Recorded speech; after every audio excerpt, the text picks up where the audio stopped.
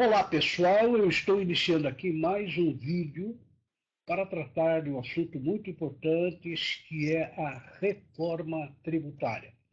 Nós temos dedicado muito estudo a respeito dessa reforma tributária, que é uma providência que o país terá que tomar de alguma forma, tendo em vista que o nosso sistema tributário é muito complexo, né? Tornou-se muito regulamentado, muita lei, muitos atos, né? E é difícil de acompanhar, inclusive causando problema para os contribuintes de uma maneira geral.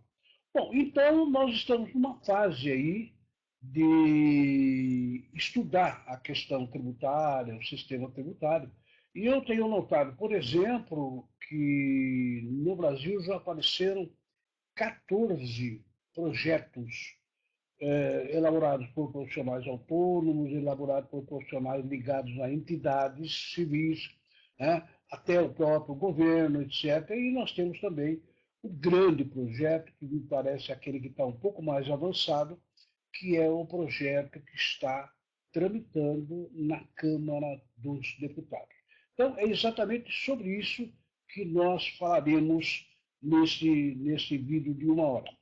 Eu queria lembrar que esse evento está sendo gravado e, infelizmente, não será possível a interação, né, porque ele está sendo gravado. Bem, qual é o nosso objetivo específico? Nós temos, como eu disse, lá na Câmara dos Deputados, uma comissão especial que está se dedicando exclusivamente a uma proposta de reforma tributária. Essa comissão especial ela é formada por 35 membros, o presidente e o relator é o deputado federal Luiz Carlos Raul. O deputado Luiz Carlos Raul, ele apresentou à comissão, alguns dias atrás, um projeto de emenda constitucional, né, com o texto que deverá ser discutido na comissão e, eventualmente, ser aprovado. Bom, essa questão de tributária, é bom lembrar, ela ganhou muito holofote, né? Exatamente porque nós estamos numa época pré-eleitoral, né? Nós teremos eleição para presidente da República no mês de outubro, né? Em 2 turnos, no dia 7 e no dia 27. E atualmente nós já temos cerca de 17 pré-candidatos, para pessoas que estão lançando a sua candidatura. A quantidade é muito grande, 17, né? Evidentemente que isso deverá haver uma depuração. Agora, no próximo dia 5 ou 6 de agosto, os partidos devem escolher os seus candidatos, aqueles que concorrerão, e no dia 15 de agosto, o Tribunal Superior Eleitoral deverá receber as inscrições das pessoas que querem se candidatar. Evidentemente que o tribunal vai fazer lá a sua auditoria, os seus exames, verificar quais são as pessoas que podem realmente disputar o pleito e, evidentemente, liberar todos eles. Os especialistas em matéria entendem que dos 17 pré-candidatos atuais, o processo político vai levar a uma depuração e eles entendem que vai acabar sobrando aí os 4 ou no máximo 5 candidatos efetivos. Bom, isso a gente vai saber exatamente na noite do dia 15 de agosto, né? Porque é ali que o Tribunal Superior Eleitoral ele vai dizer, olha, as candidaturas tais e tais e tais estão aprovadas e as outras candidaturas não. Então, o processo é mais ou menos esse. Nos próximos dias 5 e 6, os partidos escolhem os seus candidatos. Apresentam isso para o Tribunal Superior Eleitoral. No dia 15 de agosto, o TSE decide quais os candidatos que realmente podem disputar o pleito. Dito isso, entende o especialista que vai sobrar aí uns 5, aí nós teremos o processo eleitoral, né? Daí começa aquela história, a propaganda gratuita, toda a campanha e assim por diante. O primeiro turno, no caso dos cargos presidenciais, etc., o primeiro turno, né, ele será no dia 7 de outubro. No dia 7 de outubro. E depois, se não houver ninguém que consiga a maioria, nós teremos o segundo turno no dia 27 de outubro. É claro que as eleições proporcionais para senadores, deputados, etc., tudo isso vai ficar lá no dia 7 de outubro. O que vai mesmo para o segundo turno seriam esses candidatos mais importantes. Então, a agenda é essa.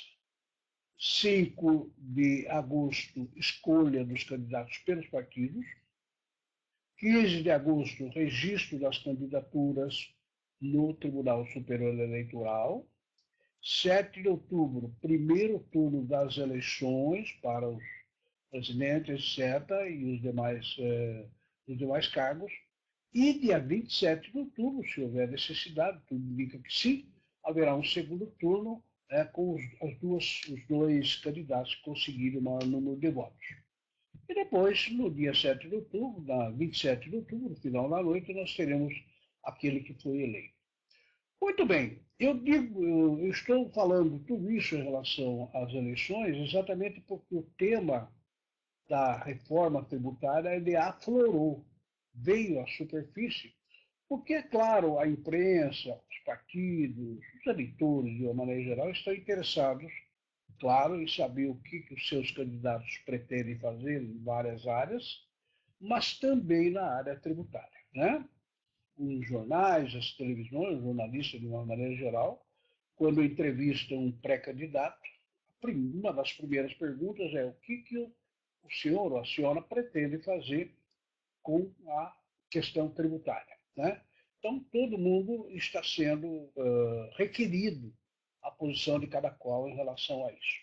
Muito bem, lógico que nós não temos, por enquanto, uma visão bastante clara de cada um dos 17 candidatos, né? Até porque política, né? O cidadão fala uma coisa, de outra coisa ele fala outra coisa, pode mudar de posição, tem toda aquela história de coligações, etc. É importante lembrar que no dia 15 de agosto, quando os candidatos forem escolhidos, o Tribunal Superior Eleitoral ele exige um programa dos candidatos. Então, cada um dos candidatos, obrigatoriamente, terá que apresentar um programa de governo que ele pretende fazer nas várias áreas, né? Em todas as áreas, inclusive na área tributária. Então, a partir do dia 16 de agosto, digamos, né? Ou a partir de logo ali, nós teremos um programa de todos, mas também a programação em relação à questão tributária vai ficar muito mais claro, entender o que cada candidato pretende fazer nessa área. Muito bem, eu disse que existem 14 projetos hoje que estão em discussão no país todo, em todas as entidades, etc. Né? Mas tem um projeto que, pelo menos por enquanto, tem se mostrado mais avançado, já tem sido discutido, são há quase 2 anos que está sendo discutido. Então, esse projeto, que é aquele que está na Câmara dos Deputados, cujo relator é o deputado Luiz Carlos Vale, realmente esse é um projeto que está um pouco mais avançado. Então, nós vamos discutir aqui as principais linhas desse projeto em relação à questão tributária, principalmente em relação aos impostos incidentes sobre o consumo. Então, vamos explicar daqui a pouco por que esse foco no imposto sobre o consumo, né? Mas, enfim, claro que o projeto que está na Câmara trata de tudo, né? Trata de vários tributos, é um projeto bastante amplo. Mas neste vídeo nós vamos nos dedicar a um tributo que é um tributo sobre o consumo, e eu vou explicar a razão por que nós vamos trabalhar em relação a isso. Vejam bem, o Brasil, ele, de alguns tempos para cá, ele tem tentado ingressar numa entidade mundial que é OCDE, né? É uma organização para o desenvolvimento econômico formado por 37 países. E o Brasil não está lá. E o Brasil quer entrar lá. Muito bem, os países membros da OCDE, em relação à questão tributária, eles têm uma característica que é o seguinte: a tributação nesses países incide mais sobre a renda e sobre a propriedade, e incide menos sobre o consumo. Para ser mais claro, por exemplo, em qualquer país da OCDE, a tributação sobre a renda e a propriedade são 50% da arrecadação. 50% da arrecadação de cada um dos países da OCDE vem da renda, imposto de renda, etc., e da propriedade, PTU, ITR, isso para falar na denominação brasileira para entendermos melhor. E no Brasil, que está tentando entrar lá na OCDE? No Brasil, a situação é exatamente o contrário. Né? Nós, por exemplo, tributamos a renda em apenas 30%, enquanto que o consumo aqui no Brasil é tributado em 50% do total da arrecadação. Na área do imposto de renda e da propriedade, que aqui no Brasil representa 30% da arrecadação, nós temos o próprio imposto de renda, física, jurídica, a fonte, etc. E temos também, na área de propriedade, o IPTU e o ITR, etc. Né? Isto são impostos sobre a renda e representam aproximadamente 30% da arrecadação nacional. Já os impostos sobre consumo aqui no Brasil, elas atingem 50% da arrecadação nacional. E quais são esses impostos sobre consumo? São bastantes, são muitos. IPI, PIS, COFINS, IOF, salário e educação, ICMS, o ISS municipal e a CID combustíveis. Né? Então, qual é a ideia principal colocada nessa proposta que está na Câmara dos Deputados? A ideia principal é fazer uma inversão, isto é, aumentar a tributação sobre a renda e a propriedade e, ao mesmo tempo, diminuir a tributação sobre o consumo. Por quê? Porque o imposto de renda e a propriedade, ela capta exatamente aquele que é o beneficiário da renda, que é o proprietário do bem. Então você pode particularizar o tributo. Enquanto que o imposto sobre consumo, nós sabemos que isso é praticamente impossível. Né? Se duas pessoas entrarem no supermercado ao mesmo tempo, uma pegar lá uma garrafa de refrigerante, Coca-Cola, por exemplo, e a outra, no mesmo momento, pegar outra garrafa de Coca-Cola, duas absolutamente iguais, quando essas duas pessoas passarem no caixa do supermercado, pagarão o mesmo preço. Ora, ali incide IPI, ali incide PIS, COFINS, ali incide, etc., uma série de tributos, ICMS principalmente. Mas o momento do pagamento desse imposto lá no supermercado, na caixa do supermercado, não identifica as pessoas.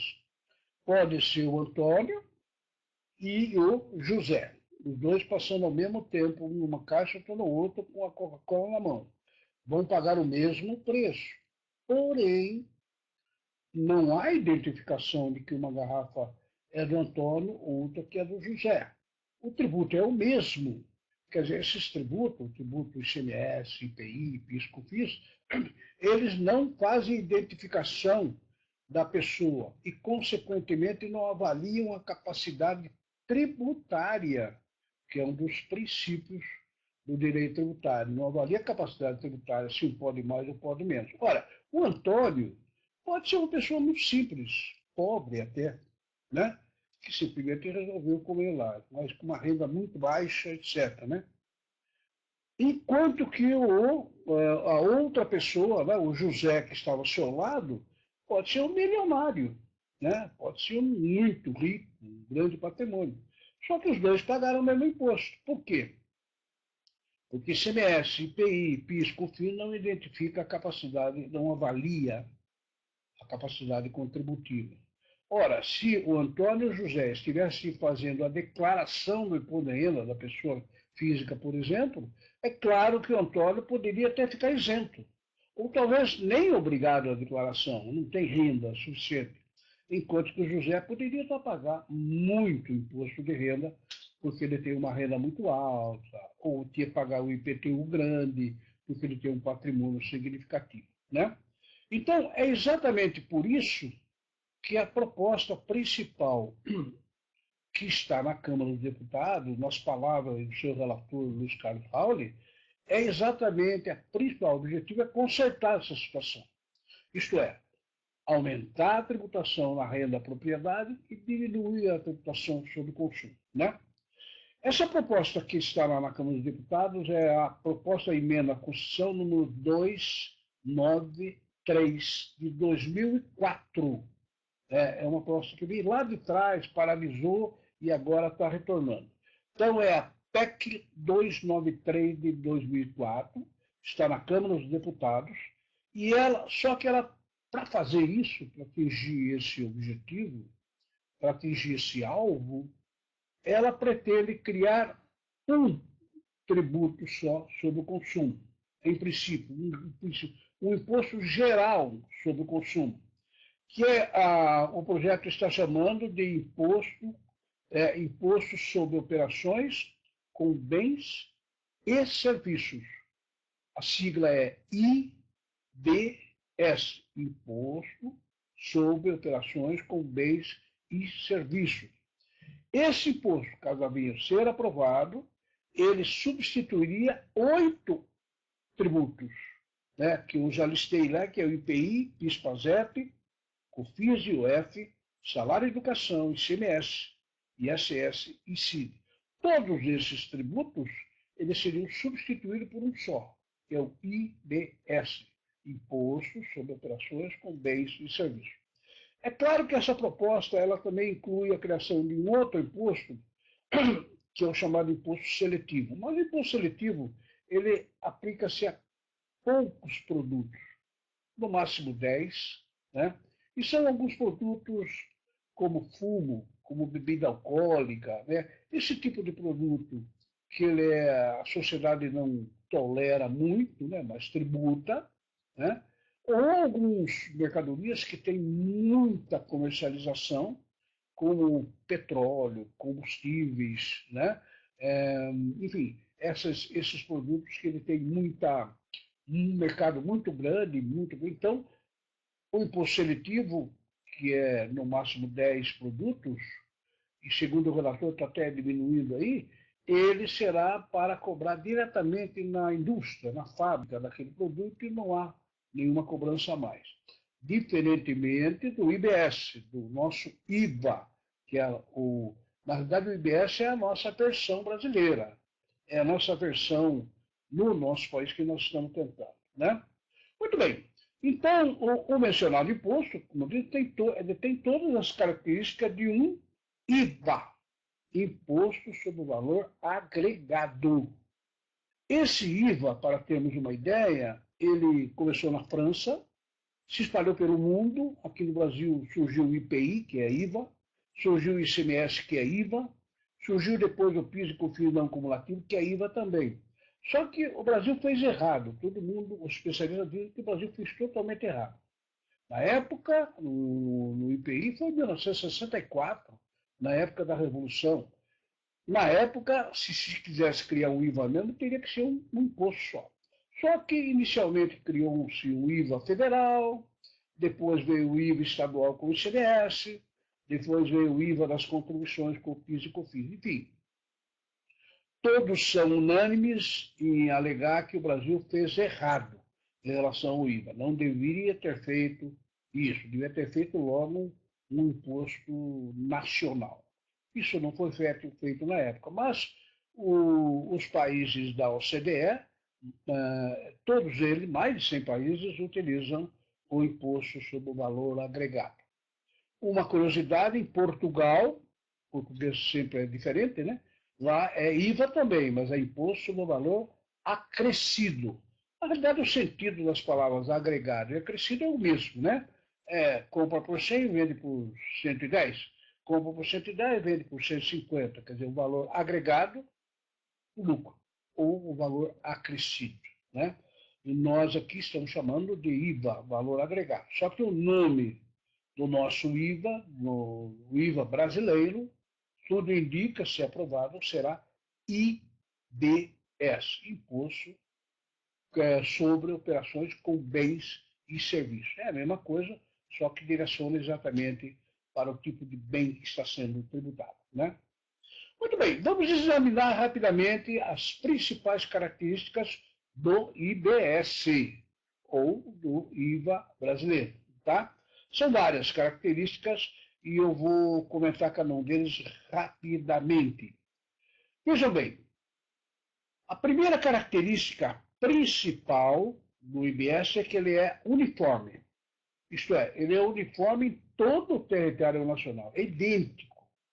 Se ele for criado tal como está, e a proposta é uma nova redação do artigo 155 da Constituição Federal, 155 da Constituição Federal, e a proposta do IBS, primeiro, que ele é uniforme em todo o território nacional, idêntico. E, além disso, nós teremos uma só regulamentação. Isso é uma maravilha, né? Porque se você considerar o ICMS atual, que tem 27 legislações, mais o Distrito Federal, tem um regulamento para cada estado, isso é uma verdadeira balbúrdia.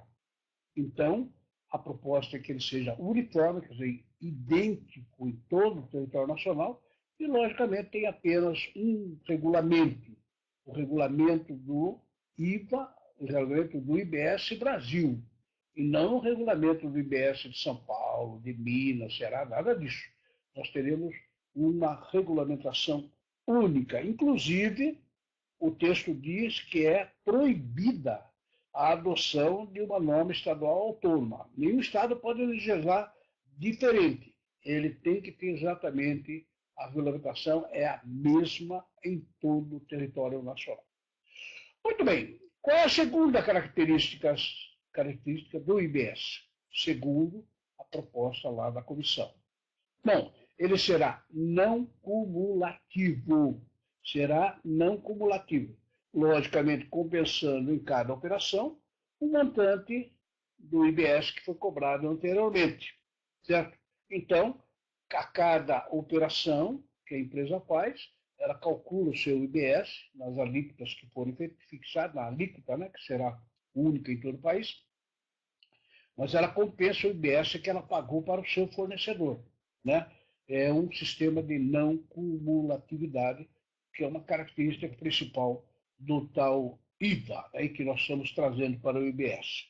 Muito bem, só que existem algumas regras que estarão lá no texto do artigo 155. A primeira, o crédito será assegurado para os bens e serviços que forem, primeiro, empregados, segundo, usados, terceiro, consumidos na atividade econômica.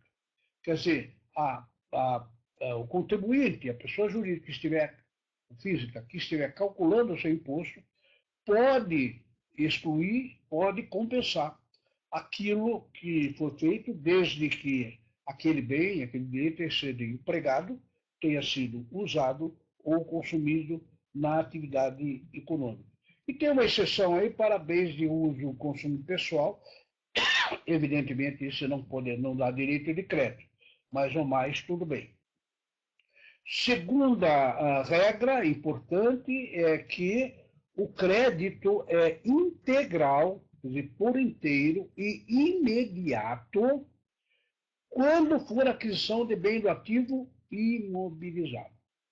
Se uma empresa comprar um caminhão, se uma indústria comprar uma máquina, se um comércio comprar um balcão, que é um bem do ativo imobilizado, esse contribuinte pode tomar o crédito integral, total do IBS, e pode tomar de imediato. Na aquisição ele já toma. Hoje, por exemplo, a legislação do ICMS para estabelecer um paralelo também permite, mas permite em 24 meses, tem todo o parcelamento, algumas condições.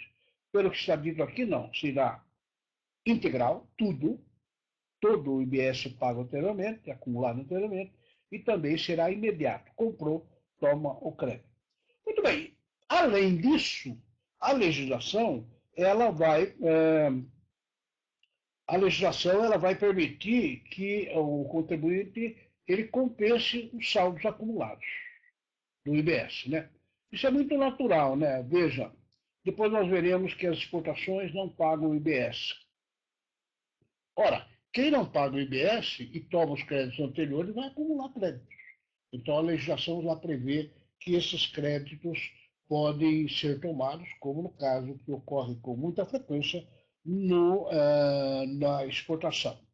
Né? Então, aí está as regras iniciais que vão nortear o IBS, segundo o artigo 155 da Constituição Federal, na sua nova redação. Muito bem, vamos seguir e vejamos o que o artigo 155 deverá dizer também. Ora, o IBS incidirá também, primeiro, nas importações, a qualquer título. É claro, né? Se uma empresa brasileira comprar um produto, digamos, na Argentina, logicamente a Argentina vai vender esse produto para o Brasil sem IBS. Não tem, o imposto que tiver é deles, lá não é nosso. Ora, como esse produto chega aqui e o IBS não foi pago para o Brasil, então a importação se sujeita ao pagamento desse IBS IVA brasileiro. Não é muito diferente com o ICMS hoje, o IPI, né? Muito bem. Além das importações, ele incidirá também nas locações de cessões de bens e direitos. Vejam que locação de bem, cessão de bens e direitos, aqui provavelmente são hipóteses que hoje são regras de incidência no ISS. Locação, por exemplo, né, é regra de incidência no ISS. Por que está sendo colocado aqui no IBS? Ora, porque o IBS ele está substituindo também o ISS. Então, eles estão trazendo para a regra do IBS algumas regras de incidência que existem nos tributos que vierem a ser substituídos, como no caso do ISS. E também nas demais operações com bens intangíveis e direitos. Né? Bens intangíveis são marcas, patentes, né? Esses bons que não têm vida, coisa, né, que tal, sobre essas operações e também direitos se dirá. Também aqui está sendo agregado a regra de incidência de outros tributos que estarão aqui. Muito bem. Depois nós temos aquela questão, eu lembro que eu falei do IS, Imposto Seletivo, tem uma regra própria aqui, né? Aqui diz o seguinte: nas operações tributadas pelo IS, que é o imposto seletivo, que se sujeitarão à alíquota padrão do IBS, vejam que um produto fabricado por uma empresa ele pode estar sujeito ao imposto seletivo. São poucos, né? Como eu falei, bebidas alcoólicas, fumo, petróleo, né? São alguns desses tributos, eles têm o IS, que é o imposto seletivo, não passa de 10. Só que esses produtos, além de pagar o IS, que é o seletivo, também estão sujeitos ao pagamento do IBS, estão sujeitos aos dois tributos. Né? É por isso que ele diz, se uma empresa está vendendo alguma coisa que é tributada pelo IS, bebida alcoólica, por exemplo, fumo, combustível, energia elétrica, etc., que se sujeita ao IBS padrão, independentemente dela já ter sofrido a tributação pelo IS. Quer dizer, a tributação inicial é do IS, porque é um produto que está sujeito a imposto seletivo. E, na sequência, tributado pelo IBS, que é um produto sobre bens e serviços. Né?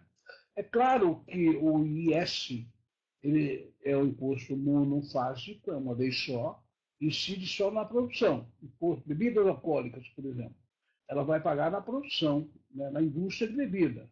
O IS depois não paga mais. No varejista, no distribuidor não paga mais. Agora o IBS não. Ele é devido pelo produtor, que além de pagar o IS, tem que pagar também o IBS. Mas é claro que o IBS para na primeira, é monofásico. Já o IVA não, né? O IBS ele é plurifásico, multifásico. Ele vai incidindo nas várias fases de cada uma das cadeias. Muito bem, deixa eu dar um aviso aí, que eu acabei de dizer, devia ter falado no início, é que esse material que eu estou lendo aqui, ou que eu estou comentando, ele tem um slide aí, né? Abaixo da tela tem um slide. Você clicar lá, você pode ter acesso a todo esse material que está sendo exibido aí no telão ao lado. Tá? Então, pode fazer o download do material que está aí no slide.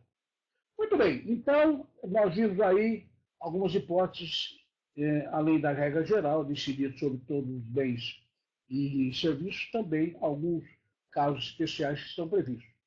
Mas existem hipóteses de não incidência. Tem algumas hipóteses em que não haverá incidência. É exatamente por isso que nós vamos ver aí. Bom, no que não incidirá o IBS? Primeiro, nas exportações. Claro, né? Segundo a nossa Constituição, as exportações que o nosso país faz para o mundo não se sujeitam a impostos, não tem impostos, né? Porque, segundo uma regra de direito internacional, os países não devem e não podem exportar impostos. Por uma regra muito simples, né? Quando aqui dentro nós cobramos o imposto vai para o cofre do governo, federal, estadual, municipal, e aí ele aplica isso, teoricamente deveria aplicar em estrada, escola, benefício da população, etc. Ora, se nós vendemos uma mercadoria para a França e o francês pagar o imposto brasileiro, esse imposto brasileiro não vai beneficiar a França, vai beneficiar o Brasil. É por isso que, pela nossa Constituição, e aliás pela Constituição de todos os países do mundo, nenhum país exporta imposto, exporta bens, né? E o nosso não poderia ser diferente. É por isso que essa norma do projeto aqui, ela diz que o IBS não incidirá sobre as exportações. Mas é claro que o contribuinte, aquilo que eu digo, né, quando ele exporta, não paga IBS, mas ele acumula IBS nas aquisições anteriores, nos insumos, na mercadoria. Então, claro, ele tem o direito desse crédito que vai acumular e depois vai compensar com outras coisas. Muito bem, e não incidirá também sobre o quê? Sobre a mera movimentação ou transmissão de valores e de créditos e direitos de natureza financeira. Essa regra que está aqui percebe nitidamente que é uma regra do IOF, Imposto sobre Operações Financeiras, que será substituído pelo IBS também. Né? Então, a regra que está na legislação do IOF atualmente, ela está sendo trazida aqui para a regra do IBS, no artigo 155. E também o IBS não incidirá nas prestações de serviço de comunicação, nas modalidades de radiodifusão sonora e de sons e imagens. Rádios, serviço de rádio, radiofônico e serviço de televisão, som e imagem. Esse tipo de serviço também não estará sujeito ao IBS. Por quê? Porque tem que ser uma recepção livre e gratuita. Isto é, a pessoa que estiver ouvindo a rádio ou a pessoa que estiver assistindo ao programa de TV não pode pagar nada por isso.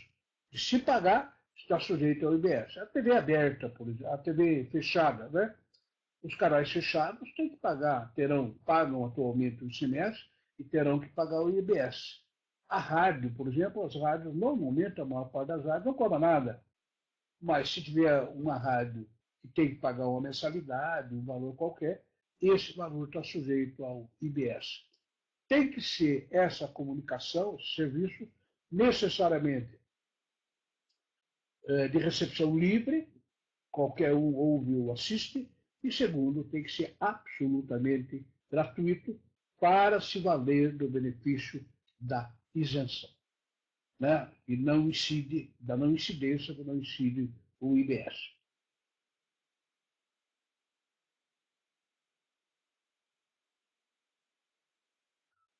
Muito bem, vamos prosseguir verificando as regras, lembrando que essa regra está no projeto, né, o projeto, a proposta de emenda à Constituição.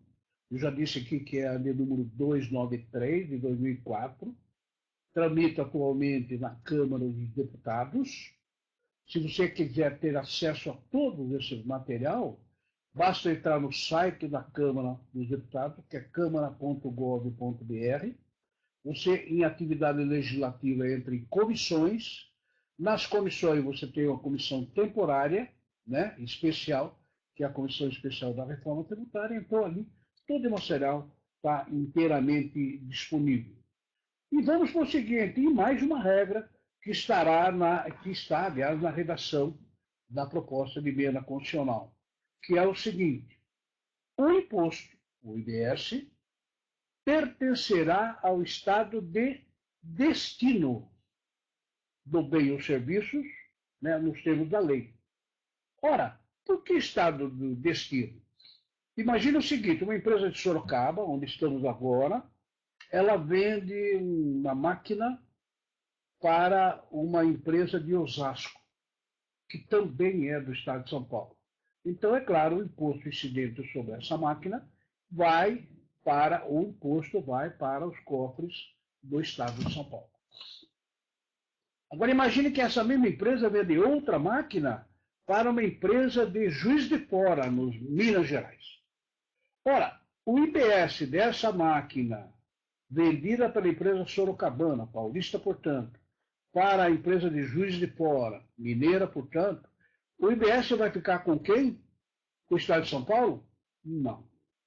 Ele vai ficar com o estado de Minas Gerais. De outra parte, por exemplo, se imagine que essa empresa vende uma terceira máquina para Fortaleza, no Ceará. Aí a máquina já aproveita e fica nas praias magníficas lá de Fortaleza, né? Então, a empresa sorocabana vende uma máquina para Fortaleza, no Ceará. O IBS incidente sobre essa máquina, cobrado pela empresa sorocabana, vai beneficiar quem? O estado do Ceará, né? Por quê? Porque o estado do Ceará é o destino.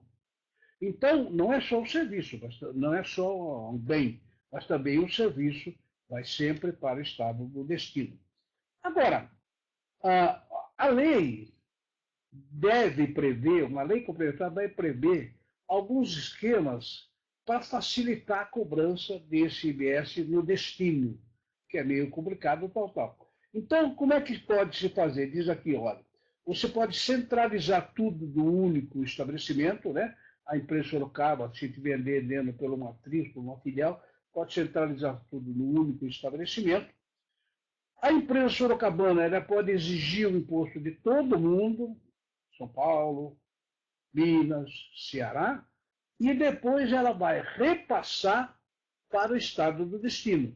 São Paulo, tudo bem, recolhe para a Secretaria da Fazenda do Estado de São Paulo. O imposto da empresa de Juiz de Fora tem que ser repassado para Minas. E o imposto de Fortaleza tem que ir lá para Fortaleza. E será possível também, segundo o texto aí, que se crie uma espécie de uma câmara de compensação. Sabe aquele negócio de câmara de compensação de cheques? Que os bancos compensam cheques uns com os outros? Também a lei poderá prever uma câmara de compensação de um modo tal que ele possa facilitar a cobrança e o dinheiro que deve ir lá para o estado do destino. Muito bem, gente. Então, essas são algumas regras especiais, mas eu tenho mais regras interessantes aí nessa regra do IBS, relembrando que a proposta é alterar o artigo 151 da Constituição Federal, perdão, 155 da Constituição Federal, né, que está prevendo essas regras aplicáveis ao IBS, que é o Imposto sobre Operações com Bens e Serviços. Deixa eu dar um recado importante. A tal comissão especial da Câmara dos Deputados, ela tem se reunido várias vezes para começar a discutir isso, né? Normalmente é uma reunião semanal. já ocorreram 5 reuniões anteriores e agora a comissão vai continuar. Olha, a próxima reunião já está marcada para o início de agosto, se não me engano, dia 5 de agosto, no período da tarde, 14h30, né, em que a comissão vai continuar discutindo esse projeto. Inclusive, segundo o site lá da comissão, está anunciado que haverá presença do ex-ministro da Fazenda, Henrique Meirelles, que é um dos presidenciários, pelo menos por enquanto, né? Então, o Meirelles estará presente na reunião do início de agosto, 5 de agosto, 14h30. Você pode assistir ao vivo pela TV Câmara.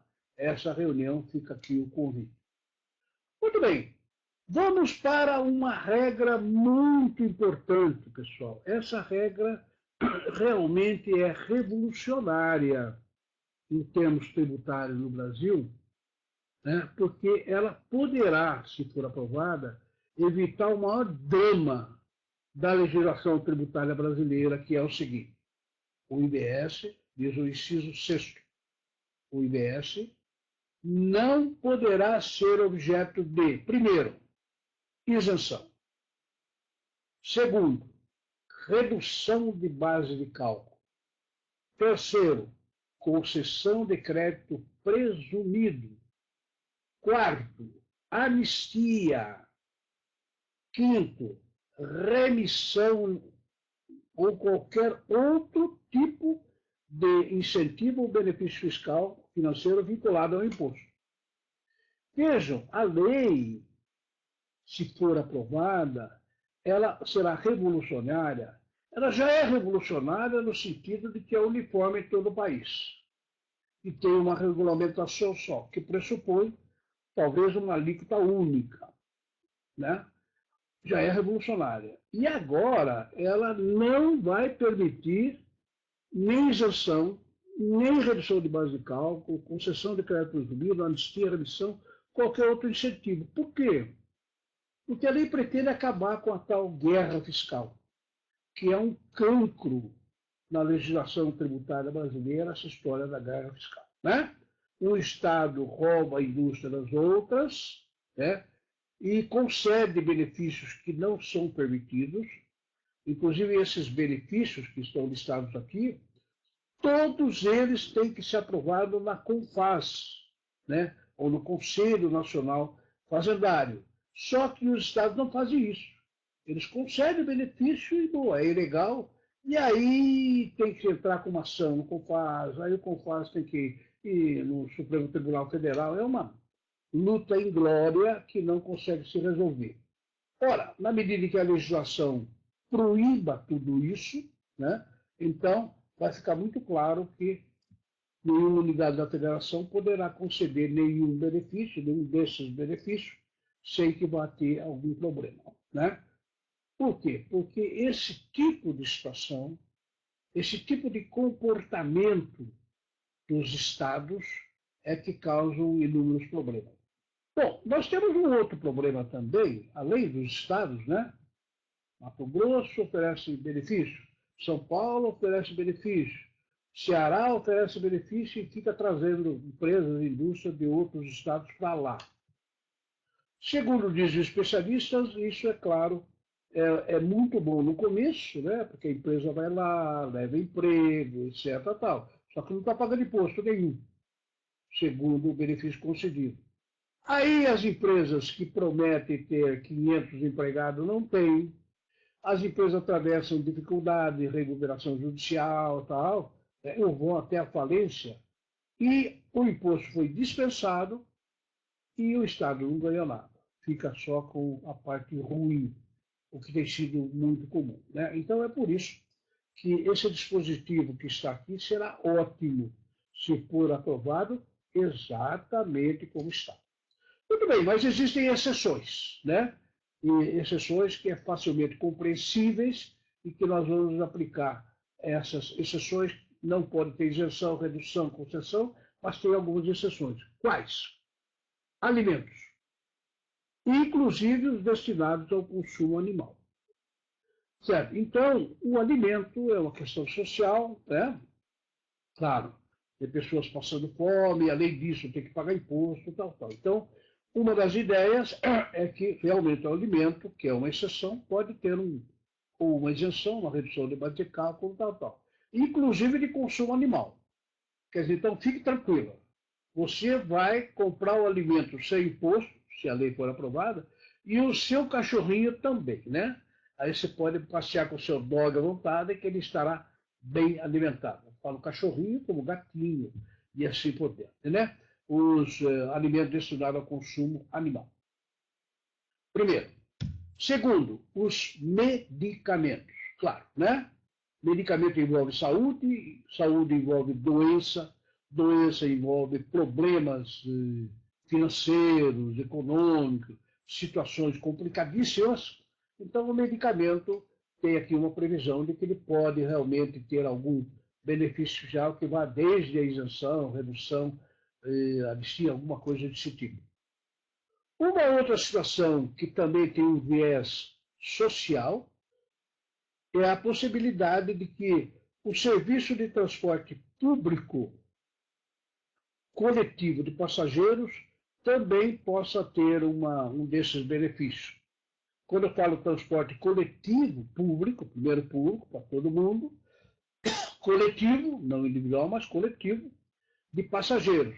Aí se inclui o quê? Inclui o ônibus, a van, o metrô, o trem, aquelas barcas, né? Barca do Rio Niterói, por exemplo, e vai por aí fora, né? Barca de Niterói, e assim por dentro tem muito em nosso país. Então, esse transporte que é público, acesso para todo mundo, que é coletivo, não é individual, não é que nem táxi, por exemplo, o Uber não, é aquilo individual, mas ele é coletivo, de passageiros, ele pode ter uma vantagem dessa que nós vimos anteriormente, por razões sociais também, né? Que o transporte prejudica aí a vida do trabalhador. Bom, e depois nós temos, também poderá ter esses objetos bens do ativo imobilizado. A razão disso é claro que a gente procura reduzir a tributação do bem do ativo imobilizado, porque o bem do ativo imobilizado é uma máquina, é um equipamento, é um veículo, que permite que as empresas fabriquem, industrializem, etc. Faz a economia se movimentar, né? Por isso, a possibilidade de que haja algum tratamento diferenciado, como exceção, em relação ao IBS e aos bens do ativo imobilizado. Vejam que os bens do ativo imobilizado, como está dito, que pode ser que eles tenham uma isenção. Só que nós já vimos anteriormente, quando tratamos do crédito do IBS, né, no sistema não cumulativo, que o contribuinte pode tomar créditos anteriores, né, inclusive imediato e integral do ativo imobilizado. Então, veja bem, uma indústria fabrica uma máquina, tá? Uma máquina. Ela vai vender aquela máquina, né? Mas ela comprou aço, ferro, plástico e assim por diante. E pagou o IBS anteriormente. Ora, e tomou o crédito, certo? Então, de alguma forma, ela poderia transferir esse crédito para o adquirente da máquina, certo? Ela pode não pagar o IBS naquela venda que ela está fazendo, porque talvez tenha isenção de bens do ativo imobilizado. Claro, vai integrar o ativo imobilizado do comprador. Só que ela poderá esclarecer que ela tomou os créditos dos insumos que ela pagou, né? Esses créditos ela pode tomar. Mas tem aqui a previsão de que talvez, né? Tudo é projeto por enquanto, talvez haja uma isenção para bens do ativo imobilizado. Muito bem, vamos falar sobre um sétimo ponto interessante aqui nesse projeto, que é o seguinte.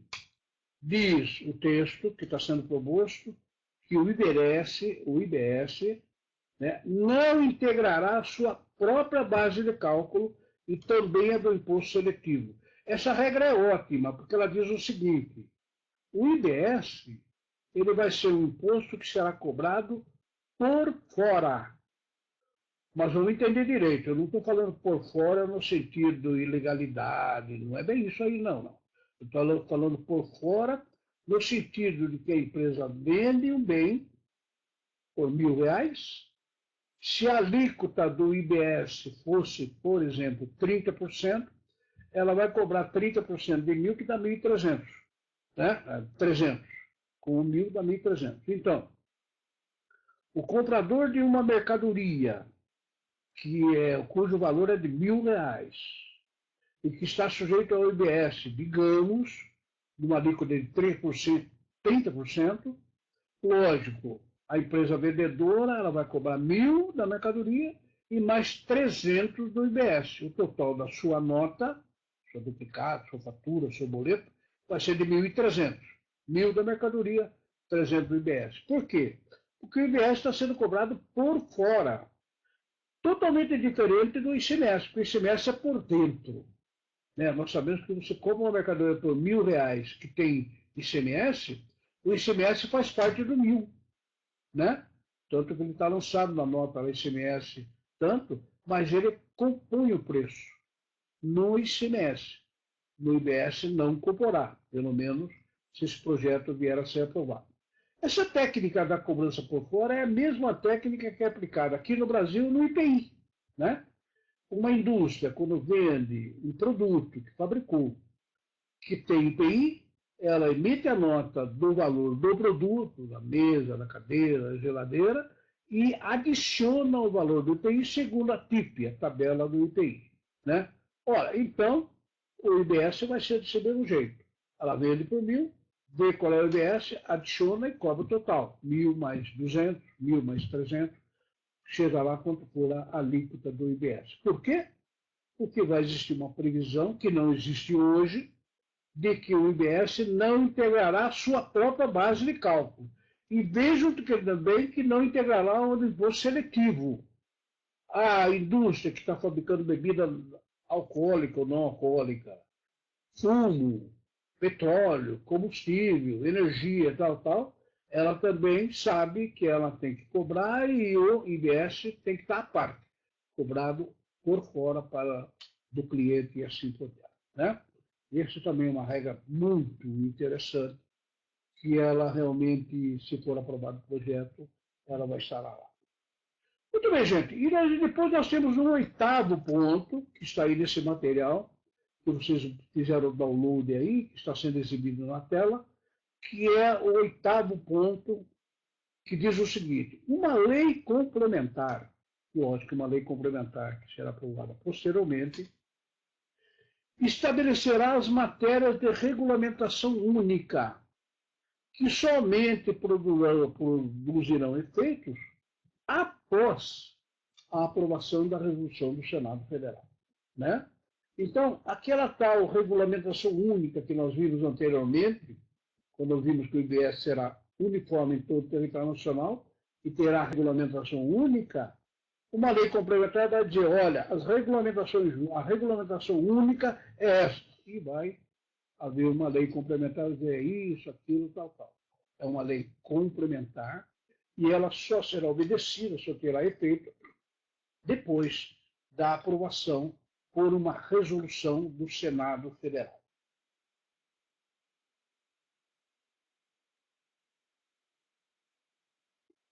Muito bem, pessoal. Em linhas gerais, claro, em linhas gerais, essas são as principais características do IBS, Imposto sobre Bens e Serviços, que na realidade é uma versão brasileira, tupiniquim, uma versão aqui do nosso país, do IVA, que funciona aí em mais de 100 países no mundo, inclusive na comunidade europeia. Mas eu gostaria nesse final de palestra, conversar sobre alguns aspectos importantes disso para nós situarmos bem a situação. Vejam, nós estamos discutindo a reforma tributária tal como aconteceu e está acontecendo em vários países do mundo. Né? Todo mundo soube aí que o presidente Trump fez uma reforma tributária lá nos Estados Unidos e em um ano ele aprovou, lá, na marra. Nós sabemos que houve reforma tributária na Índia no ano passado. No início do ano passado houve uma reforma tributária no Canadá. A Argentina, agora no mês de novembro, aprovou também uma reforma tributária. Aliás, a Argentina aprovou a reforma tributária e a previdenciária também, né? Completamente aqui no Brasil, que tudo está meio complicado. Mas, enfim, esse tema da reforma tributária tem refletido em vários países do mundo e mais alguns que eles terão esse movimento de atualização da legislação do tributo. Bom, então nós estamos nesse período. Como eu disse, 14 projetos já estão à disposição, certamente apresentarão, outros serão apresentados, né? E o pessoal está discutindo, né? E como eu disse, a discussão, tudo pelo menos mais firme, mas que se possa acompanhar dia a dia, é essa que está ocorrendo na Câmara dos Deputados, lá naquela comissão especial, né, da Câmara dos Deputados, através da proposta de emenda constitucional número 29304. Mas o que eu ia dizer é um aspecto importante que também está nessa PEC, está na proposta de emenda constitucional 04, que é isso que nós estamos vendo aqui, que é o seguinte: afinal, quando é que essa lei vai valer, né? Aliás, para o contribuinte, a principal coisa que interessa é o seguinte: tudo bem, a partir de quando? Né? Quando é que começa isso? Para o bem ou para o mal? Quando que começa a vigência? Quando é que entra em vigor essa lei? Bom, então vamos fazer o seguinte: vamos fazer um exercício de imaginação. Claro, né? Futuro só Deus sabe, né? Às vezes nem ele sabe aqui no Brasil, que é complicado. Aliás, no Brasil, a gente não sabe o futuro e também o nosso passado é imprevisível, né? De vez em quando tem uma lei aí que muda lá atrás. Muito bem, então nós vamos fazer um exercício de futurologia. Veja, a proposta de emenda constitucional número 29304, ela diz textualmente o seguinte: se a emenda constitucional, depois de ser aprovada 2 vezes na Câmara dos Deputados, mais 2 vezes no Senado Federal, mais a sanção presidencial e depois publicada no Diário Oficial, se a publicação no Diário Oficial ocorrer até 31 de dezembro de 2018, esse ano que nós estamos, 31 de dezembro, 23 de dezembro, 14 de dezembro, 30 de novembro, pouco importa. Se a publicação no Diário Oficial ocorrer em qualquer data até 31 de dezembro de 2018, esse IBS entra em vigor a partir do 4º ano, 4 exercícios subsequente ao da publicação. Então, vai lá, publicou em 2018. 2018, 19, nada. 2020, nada. 2021, nada. 2022, que é o 4º exercício subsequente, no dia 1º de janeiro vai entrar em vigor, se a lei for publicada até 31 de dezembro de 2018. Como essa situação me parece um pouco impossível, né? Dada a eleição, dadas as situações políticas complicadíssimas que nós temos, mas, se formos bastante otimistas, né? Pode ser que não, vai ser publicada, né? O relator Luiz Carlos Raul, o tamanho do otimismo dele é bem maior do que a taça da Copa do Mundo, né? Ele acha que vai ser aprovado agora, no mês de agosto. Vamos lá. Então, se for publicado em 2018, no 4º exercício, isto é, 2022, entra em vigor. Agora, e se não for publicado agora? Ah, foi aprovado só em 2019. Bom, ainda vai se conta 4 exercícios, né? É 19? Então, 20, 21, 22, entra em 23. Quer dizer, atrasou a publicação, atrasa a entrada em vigor. Ok? Então, tem muito tempo pela frente. Eu pergunto, tem 4 anos. Bom, tem que sair lei complementar, tem que sair leis ordinárias, decretos, instrução normativa, tem 1 milhão de coisas para se fazer. Esse é o período em que nós vamos nos preparando. Então, é isso. Agora, deixa eu falar uma outra coisa, aproveitando. E o imposto seletivo, aquele que se aplica a no máximo 10 produtos, também vai entrar em vigor daqui a 4 anos, a contar da publicação. Então, se for publicado em 2018, entra o IBS, o IVA brasileiro, e entra o seletivo também no dia 1º de janeiro de 22. Quem viver, irá. Só que eu vou contar um segredinho aqui, que isso é um segredo que agora não vou detalhar. É que o projeto na Câmara dos Deputados, esse 293, ele está criando um outro tributo, além do IBS e do seletivo, um terceiro tributo que vai se chamar, se correr tudo bem, contribuição sobre bens e serviços. Aí você falar, mas contribuição sobre bens e serviços não está parecido com imposto sobre bens e serviços? Está. Um é IBS, imposto sobre bens e serviços. O outro é CBS, contribuição sobre bens e serviços. Na realidade, é um clone do outro, um é cópia do outro. Só que o IBS são 4 exercícios e a CBS, se for aprovada, vai entrar em vigor no segundo exercício subsequente. Não o quarto, mas o segundo. Então, o que acontece? Se a lei for publicada em 18, a CBS entra em vigor em 20 e o IBS seletivo entra em vigor em 22.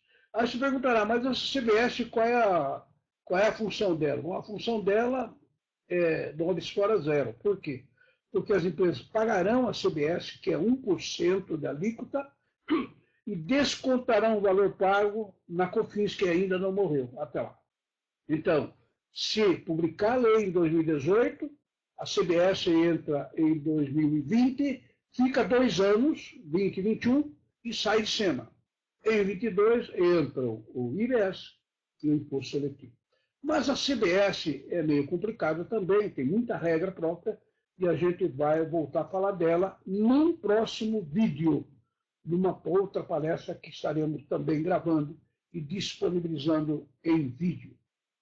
Bem, pessoal, este é o IBS, este é o IVA brasileiro, né? Essa é a nossa versão brasileira de uma legislação que existe no mundo inteiro, né? O Brasil é especialista em criar, em copiar, cria bastante, né? Muito criativo, né? Não sou do futebol nem tanto, mas sempre foi, agora não é tanto. Mas em muitas áreas o Brasil cria bastante, principalmente na música, no entretenimento, enfim, e outras coisas também, na informática e tal. Cria bastante. Mas também a gente copia bastante, né? E o importante é que quando se copia, tem que copiar direito, né? Se copiar errado, vai dar tudo errado. Mas a gente, pelo menos, torce e estima que ao copiar o IVA aqui para o Brasil, nós tenhamos a competência e a capacidade de fazer o IVA bem feito. Vamos dizer, sem falsa modéstia, será que a gente consegue criar o melhor IVA do mundo? É até possível, né? O brasileiro acredita nessas coisas, então é até possível que nós criemos um IVA melhor do que todos os demais. Ou que não seja melhor, pelo menos seja igual aos mais de 100 países que adotam esse modelo do IVA. Muito bem, pessoal. Esse é o IBS, Imposto sobre Bens e Serviços. A proposta de emenda constitucional é a número 29304. Você tem aí no download, pode baixar, tá? E essas são as características principais. É lógico que a gente vai voltar a falar muito sobre isso, né? Porque o carro está andando. Lembrando que nós temos o blog da Reforma Tributária, que você pode acessar a qualquer momento, lá, né? O reformatributária.netcpa.com.br, tudo isso está lá, né? Então, e além de todo o material que nós estamos produzindo sobre isso, né? Então, eu agradeço muito a audiência de todos e espero vê-los numa próxima oportunidade. Muito obrigado.